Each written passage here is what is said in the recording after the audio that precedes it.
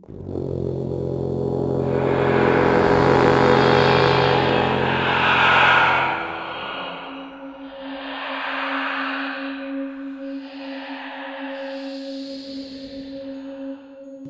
saja aku Bey. Aku bekerja di salah satu toko di sekitaran daerah Bandung, di mana toko ini sebenarnya baru saja buka beberapa bulan ketika aku masuk. Aku bekerja di toko yang menjual produk makanan. Bangunan toko ini basicnya adalah rumah peninggalan zaman Belanda. Jadi jika dilihat, fasadnya memang bagus, antik, dan ditambah ornamen-ornamen modern dari toko kami yang akhirnya membuat tempat ini cukup estetik.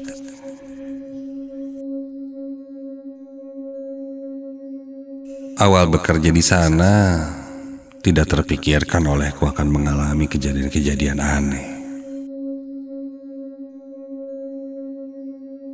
Tapi pada akhirnya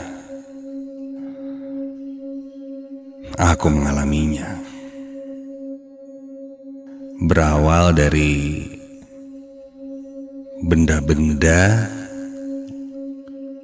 atau barang-barang di toko kami yang sering hilang. Misalnya alat makan yang sudah disimpan tiba-tiba jumlahnya berkurang, terutama alat-alat yang berbahan stainless. Menyimpan kunci di tempat yang sudah pada tempatnya tiba-tiba hilang dan ketemu di tempat-tempat yang aneh.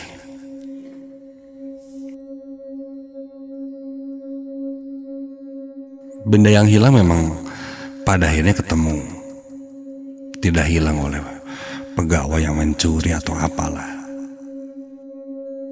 Sehingga aku dan rekan-rekan kerja lainnya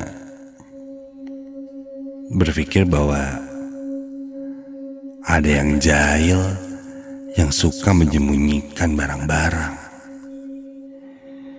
dan akhirnya ketemu di tempat yang tidak seharusnya. Kejadian ini tidak setiap hari memang, cuma 1 minggu sekali mungkin terjadi.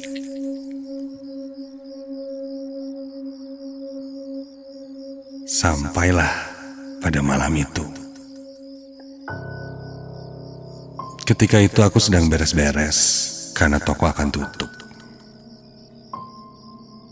Kurang lebih jam 10 malam, aku mulai membereskan dan membersihkan sampah dan yang lainnya, karena saat itu adalah bagianku. Setelah membuang sampah ke tempat sampah, aku masuk ke dalam ruangan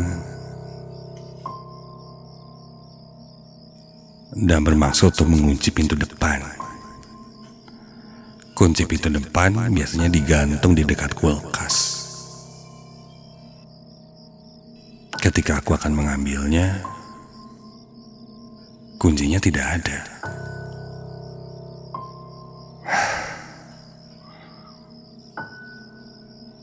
Karena benda-benda yang seperti ini mungkin benda-benda yang mudah terbawa oleh orang lain, aku pun bertanya di grup apakah melihat kunci pintu depan, dan semua sepakat menjawab digantung.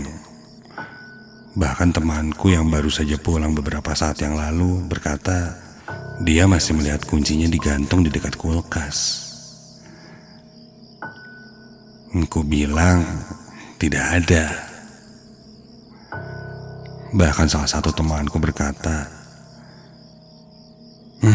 kejadian lagi. Disembunyiin tuh sama juri.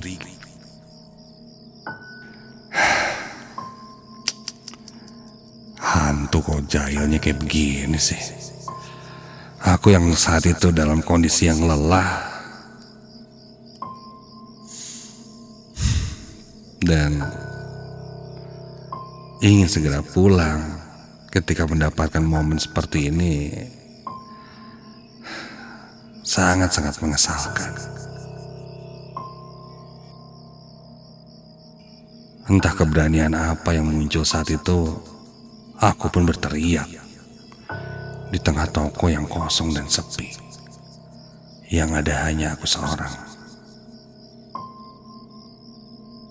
Hoi, geus lah teu kudu jarail. Balikeun kuncina. Aing rek balik ya, hese.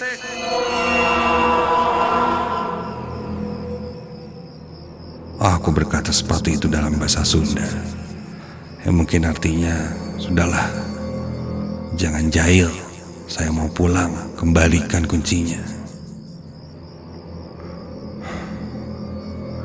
Aku lihat ke sekitar, tidak ada apa-apa terjadi.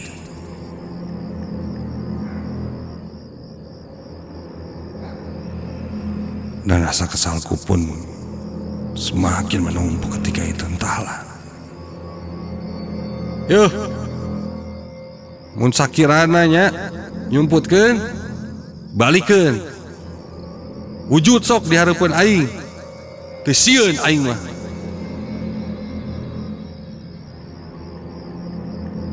Kata-kataku terkesan menantang, karena aku bilang, jika memang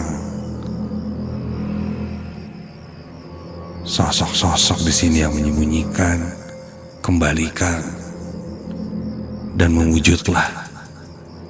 Aku tidak takut. Begitu kataku. Dan tiba-tiba seketika itu jendela-jendela di toko semuanya bergetar sangat keras. Getarannya seperti getaran ketika bangunan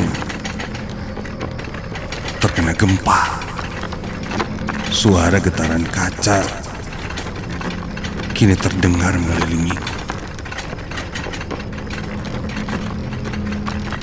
Aku melihat ke sekitar,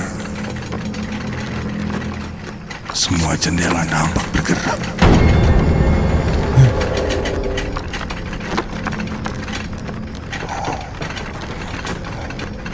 Sampai tiba-tiba saja terdengar suara geraman yang sangat keras terdengar olehku, memekakkan telinga, dan suara itu sepertinya yang menggetarkan jendela-jendela ini.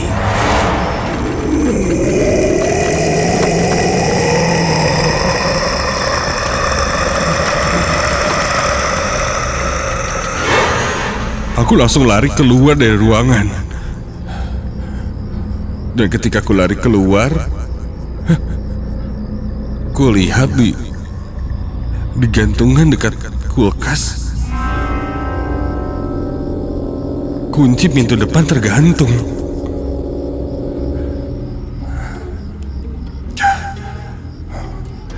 Buru-buru aku mengambilnya, kembali masuk ke dalam, lalu mengunci pintunya dari dalam.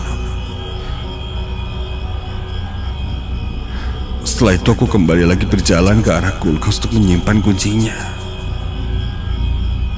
Namun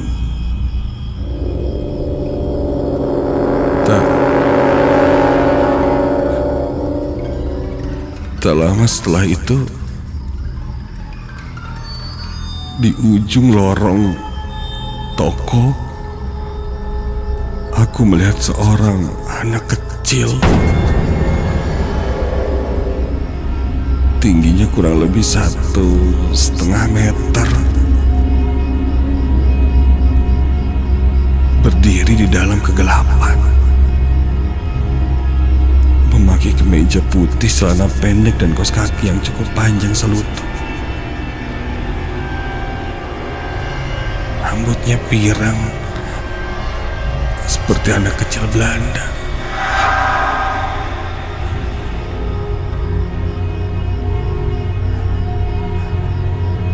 Dia berjalan dengan sangat perlahan.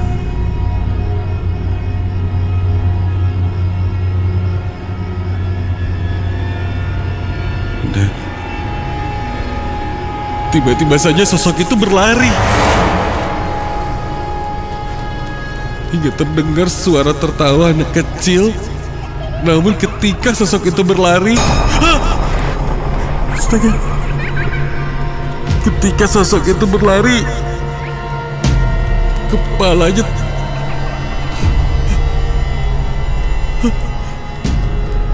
kepalanya terjatuh dari badannya dan terpisah dari badannya. Sehingga sosok itu mendekatiku. Ya, anak kecil itu berlari mendekatiku tanpa kepala. Buru-buru aku langsung keluar dari toko dan menutup pintu belakang.